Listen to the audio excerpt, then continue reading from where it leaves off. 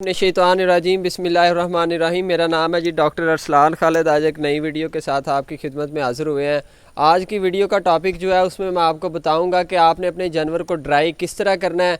अगर आप अपने जानवर को ड्राई नहीं करेंगे तो उसके क्या नुकसानात होंगे। अगर देखें, ये बड़ी मेजर चीज़ है। हमारा फार्मर इस चीज़ से बड़ा खुश हो रहा होता है कि डॉक्टर साहब मैं तो राती जानवर का दुध चोया तो सवेरे मेरा डंगर जड़ा ही उन्हें बच्चा दे देता है। ये बहुत ही एक गलत प्रैक्टिस है। इसमें क्या होता है कि हमारे फार्मर को टोटली नुकसान हो रहा होता है। अभी सबसे मैं पहले आपको बताऊंगा कि जानवर का प्रेगनेंसी का एक मैं चीमा डेयरी फार्म चीमा साहब के नाल माशाल्लाह मौजूद हाँ। चीमा डेयरी फार्म मड बलोचा दे विच असीं मौजूद हाँ जी। अच्छा, सबसे पहली चीज़ है कि मैं आपको बताता हूँ कि जानवर की जो प्रेगनेंसी की लेंथ होती है, एक अगर हम गाय की बात करते हैं तो वो 270 दिन की होती है। तो 270 दिन में से कौन सा टाइम होता है जिसमें आपने जानवर को ड्राई करना होता है। एंड वाले जो 2 मंथ होते हैं जिसमें 60 डेज़ जो साइंस रिकमेंड करती है, 45 से 60 दिन जो आपने जानवर को ड्राई पीरियड लाजमी देना है। अगर आप अपने जानवर को ड्राई पीरियड नहीं देंगे तो उसके नुकसानात आपका जो मालिक है फार्म का मालिक है उसको लाजमी तौर पे होंगे। देखें, जब आप जानवर को ड्राई पीरियड देंगे, सबसे पहली चीज़ आपने 60 दिन का ड्राई पीरियड जानवर को देना है। 45 दिन का या 60 दिन का ड्राई पीरियड जानवर को देंगे।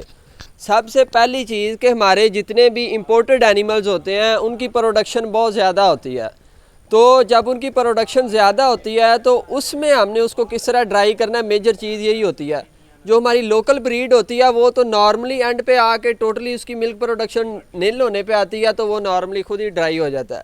लेकिन मेजर चीज़ ये होती है कि हमारा जो इंपोर्टेड एनिमल है हमने उसको किस तरह ड्राई करना है।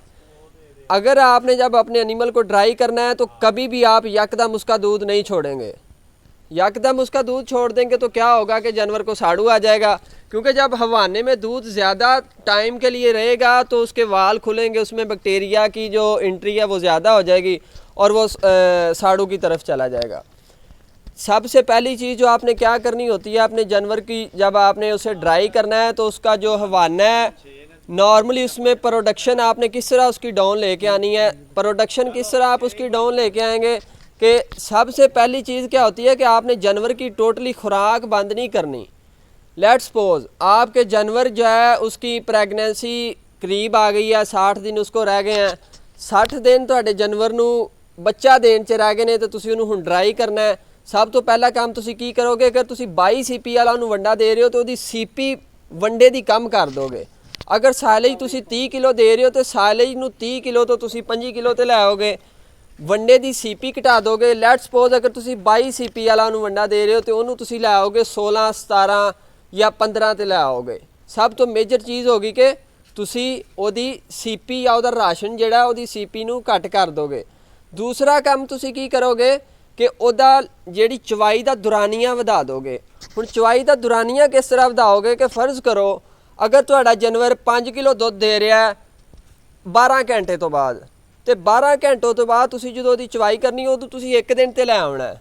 कम से कम 4-5 दिन तुसी उन्होंने 1 दिन ते रखोगे, फिर उन्होंने 4-5 दिन तो बाद तुसी 1.5 दिन ते लै आओगे। यानी कि उहदे दुध की चवाई का दुरानिया तुसी वधा देना है। दूसरी चीज़ मेजर होगी। तीसरे नंबर पर जो तुसी अपने जानवर को ड्राई करना है तो उन्होंने टोटली एंड ते उहदी चवाई करके ਉਹਦੇ ਤੇ ਇੰਟਰਾ ਮੈਮਰੀ ਇਨਫਿਊਜ਼ਨ ਕਰਨੀ ਹੁੰਦੀ ਹੈ, ਜਿਹਦੇ 'ਚ ਇੰਟਰਾ ਮੈਮਰੀ ਜਾਂ ਡਰਾਈ ਟਿਊਬਸ ਆਉਂਦੀਆਂ ਨੇ। ਹੁਣ ਡਰਾਈ ਟਿਊਬਸ ਦਾ ਕੀ ਫਾਇਦਾ ਹੁੰਦਾ ਹੈ, ਬੇਸਿਕਲੀ ਡਰਾਈ ਟਿਊਬਸ ਦੇ ਵਿੱਚ ਵਿਟਾਮਿਨਸ ਹੁੰਦੇ ਨੇ ਤੇ ਐਂਟੀਬਾਇਓਟਿਕ ਹੁੰਦੀ ਹੈ। ਐਂਟੀਬਾਇਓਟਿਕ ਦਾ ਕੀ ਕੰਮ ਹੁੰਦਾ ਹੈ ਕਿ ਐਂਟੀਬਾਇਓਟਿਕ ਨੇ ਜਾਨਵਰ ਦੇ ਹਵਾਨੇ ਨੂੰ ਹਵਾਨਾ ਜਿਹੜਾ ਹੁੰਦਾ ਹੈ ਉਹਨੂੰ ਐਂਟੀਬਾਇਓਟਿਕ ਜਦੋਂ ਉਹਦੇ 'ਚ ਐਂਟਰ ਕਰਦੇ ਨੇ ਤਾਂ ਉਹਨੂੰ ਸਾੜੂ ਤੋਂ ਰੋਕ ਕੇ ਰੱਖਦਾ।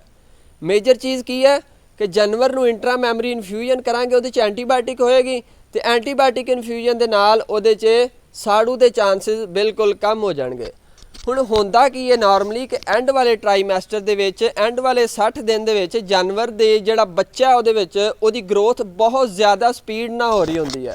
जो जानवर की ग्रोथ बहुत ज़्यादा बच्चे की स्पीड ना हो रही होंदी है तो देखो अगर तुसीं उहदे कोल दुध भी लई जाओगे तो बच्चे की ग्रोथ भी पर दिन 1 किलो नॉर्मली हो रही होंदी है। अगर एक दिन च 1 किलो बच्चे की ग्रोथ हो रही है, उतों तुसी जानवर का दुध चोई जा रहे हो तो जानवर तो आटोमैटिकली डाउन होएगा। प्रैगनेंसी जो डिलीवरी कर देगा बच्चे की तो जानवर डॉनर को चला जाएगा, जानवर बैठ जाएगा तुहाडा। हुण तुसी नॉर्मली होंदा की है ਬੇਸਿਕਲੀ ਮੈਂ ਤੁਹਾਨੂੰ ਸਮਝਾ ਰਿਹਾ ਸਾਂ ਕਿ ਜਦੋਂ ਐਂਡ ਵਾਲੇ 60 ਦਿਨ ਹੁੰਦੇ ਨੇ ਜਾਨਵਰ ਦੇ ਵਿੱਚ ਜਿਹੜਾ ਬੱਚਾ ਹੈ ਉਹਦੀ ਗਰੋਥ ਬਹੁਤ ਸਪੀਡ ਨਾਲ ਹੋ ਰਹੀ ਹੁੰਦੀ ਹੈ। ਤੁਸੀਂ ਦੁੱਧ ਵੀ ਚੋਈ ਜਾ ਰਹੇ ਹੋ ਜਾਨਵਰ ਕੋ, ਤੁਸੀਂ ਬੱਚੇ ਦੀ ਸਪੀਡ ਵੀ ਅੰਦਰ ਨਾਲ ਗਰੋਥ ਹੋ ਰਹੀ ਹੈ, ਤੇ ਜਾਨਵਰ ਕਰੇਗਾ ਕੀ? ਜਾਨਵਰ ਆਪਣੇ ਬਾਡੀ ਦੇ ਵਿੱਚ ਜਿਹੜੇ ਰਿਜ਼ਰਵਸ ਨੇ, ਜਿਹੜੀ ਉਹਨੇ ਫੈਟ ਇਕੱਠੀ ਕੀਤੀ ਹੈ ਨਾਰਮਲੀ, ਉਹਨੂੰ ਉਸ ਫੈਟ ਨੂੰ ਯੂਜ਼ ਕਰਨ ਲੱਗ ਪਏਗਾ।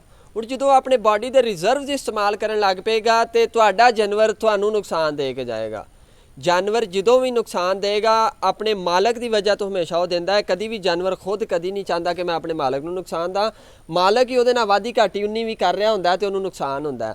ਅੱਛਾ, ਅਗਰ ਫਰਜ਼ ਕਰੋ ਤੁਸੀਂ ਆਪਣੇ ਜਾਨਵਰ ਨੂੰ ਡਰਾਈ ਨਹੀਂ ਕੀਤਾ, ਹੁਣ ਡਰਾਈ ਨਹੀਂ ਕਰੋਗੇ ਤੇ ਐਂਡ ਤੇ ਜਿਹੜੀ ਹਵਾਨੇ ਦੇ ਵਿੱਚ ਜਿਹੜਾ ਤੁਸੀਂ 2 ਸਾਲ ਉਹਦੇ ਕੋਲ ਦੁੱਧ ਚੋਂਦੇ ਰਹੇ ਹੋ, ਤੇ ਨਾਰਮਲੀ ਜਦੋਂ ਦੁੱਧ ਤੁਸੀਂ ਚੋਂਦੇ ਰਹੇ ਹੋ ਤੇ ਹਵਾਨੇ ਦੇ ਵਿੱਚ ਜਿੰਨੀ ਵੀ ਤੋੜ ਫੋੜ ਹੋਈ ਹੈ ਉਹ ਰਿਪੇਅਰ ਹੀ ਨਹੀਂ ਹੋ ਸਕਦੀ। ਜਿਹੜੇ ਸੈੱਲ ਡੈੱਡ ਹੋ ਗਏ ਨੇ ਉਹ ਤਾਂ ਫਿਰ ਖ਼ਤਮ ਹੋ ਜਾਣਗੇ।